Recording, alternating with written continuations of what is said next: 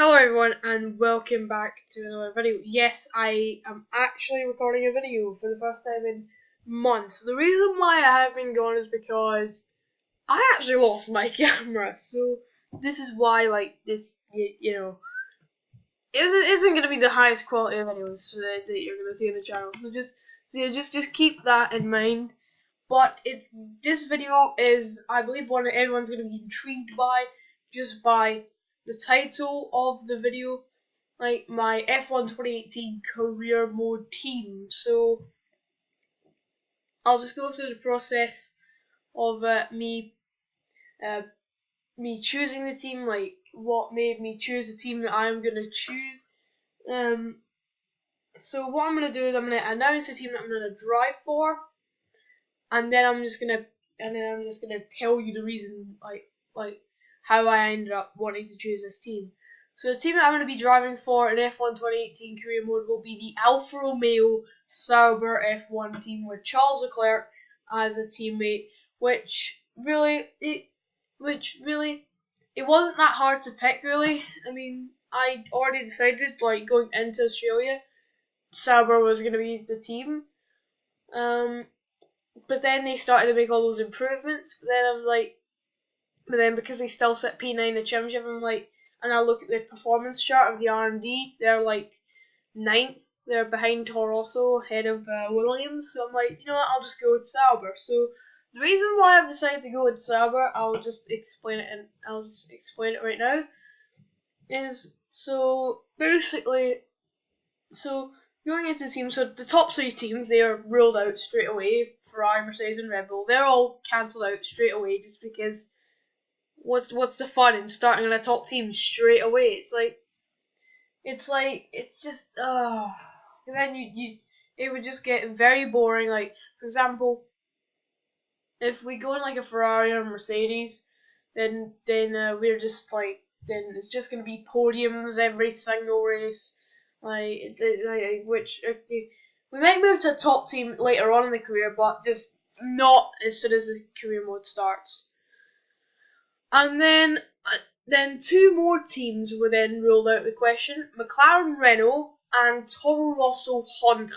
The reason why I didn't want to go for Toro Rosso is because I'd already driven a Honda power unit on the game, which on 2017. So basically, I didn't even do that much in F1 2017 because I had a bunch of other things going on, and I didn't even complete one season in career mode. But on YouTube anyway, I done another career mode that I'd done off camera in the McLaren, which I managed to win the championship in season 3. Now I'm at Red Bull, so I'm looking to race through that to get that finished with, and hopefully win the championship. Then we'll go into F1 2018.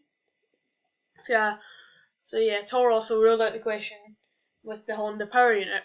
And then McLaren, it's simple. I'd already done a little bit of the career mode with the McLaren. So, yep, that's why the 2 of those teams are ruled out. So then you're probably thinking, Williams. Okay, well, that's a big challenge because Williams are horrendous this year, quite frankly. And you would think that. But there's another reason why I chose not to do it with them.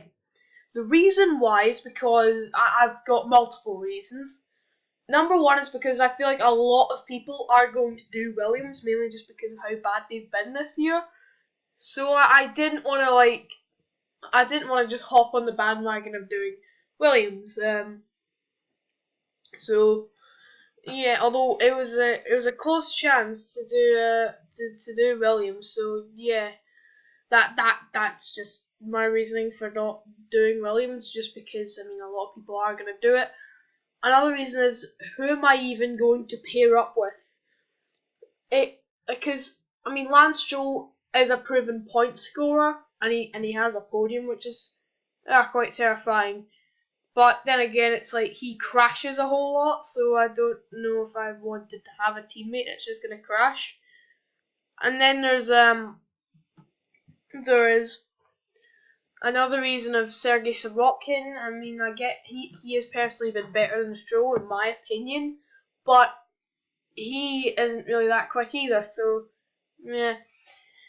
And another reason is I just don't like the look of the car, and I just don't like the team this year really, because ever since Williams opted to take on Sorokin, I lost a lot of respect. So that automatically just made me not want to drive for them. And then yeah, there was also the car is just not. It's just ew. I don't like it. It's just ugh. So then we're down to like the midfield teams, which are Renault, Haas, Force India, and eventually Sauber. Renault and Haas, I felt like it would have been too easy to score points straight off the bat, which I wanted to take a little longer to actually score points. So that's why I didn't go for them. And so now it's between two teams, Force India and Sauber. Effectively the Mercedes Junior, technically, versus given the Mercedes tie-ins, versus like the Ferrari Junior team. And I'll tell you the reasons why I didn't go for Force India. Number one, I don't like the look of the car, quite frankly. Like, just, I don't know. I love the team, but just, the car is just, bleh. And also now that they have like been brought out of administration by the Stroll family, do I really want to drive for a team that now is like pretty much owned by the Stroll family? I don't know, because like I personally really like Force India mainly just because of like that Jordan spirit, if you get what I mean. Because then like, because Jordan, they were in F1 between 1991 up to 2005, which then they became Midland, and then they became Spiker, and then they became Force India, which we knew truly. So that's how the Jordan spirit came about. But now that Stroll's going to be in it, And then like their drivers, I don't really have like I don't have anything against their drivers. They're really good. But the thing is with their drivers, it's like I don't know. I highly rate Ocon, but he's nowhere near like my favorite driver, and then Perez is much the same. So, and also just because like yeah, and also because again the whole dilemma of which teammate do I go for. Plus, Force India are still like in the midfield, so and they can't easily score points, so that's why I didn't go for them. So really, the only option left was Sauber. So there you go. That's how I'm gonna do it. I'm actually gonna do the career mode this time, but I'm actually gonna do it slightly differently. Before I do the live com, now it's just gonna be post com. So basically, I'm gonna film the races on my Xbox with Game DVR, and then I'm gonna go onto the Xbox app on the PC, and then I'm just gonna commentate over the race in editing. So basically, it's a bit like how Team at Mario Kart they do post commentary in their career modes. That's how I'm gonna do it, because when it's live commentary, I spend most of the race just concentrating on the race, so it'll not look too good if I'm just there just concentrating and then not talking at all. So yeah, like for example, I've got 2 online races at Belgium that I want to get up on the channel from F1 2017, and I'm gonna post commentate on those. So yeah, that pretty much explains the reasoning. So yeah, so yeah, that's pretty much it for the video, and yeah, that's it. So thanks for watching this video, and yeah, I'll see you when the game comes out. Bye guys.